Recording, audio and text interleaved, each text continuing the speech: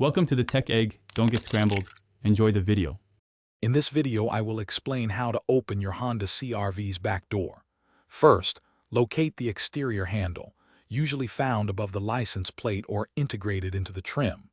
Depending on your model, you might press a small release button or simply lift the handle itself. Once unlatched, gently pull the tailgate upwards. It should swing open smoothly, revealing your cargo area.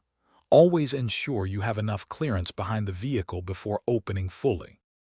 Sometimes you might need to open the tailgate from the inside. Look for an emergency release lever, typically located on the inside of the tailgate, often behind a small plastic panel. You may need to remove this cover to access a small metal latch. Pull this lever to the right while pushing the tailgate outwards to unlatch it. Always check for any items or people that could be in the way before opening. If your tailgate isn't opening, first ensure your vehicle is fully unlocked. Sometimes, a simple lock button on the tailgate itself can put it into a locked state. Check for any obstructions near the latch or hinges that might prevent it from opening.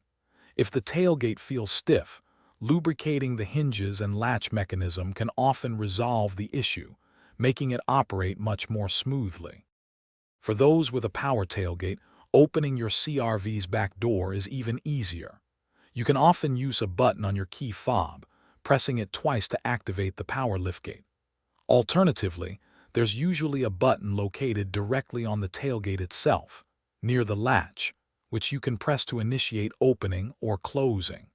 Some models even offer a hands-free access feature, allowing you to open it with a kicking motion under the bumper. Remember to check the description for the link to those leak-proof containers, as well as other great deals.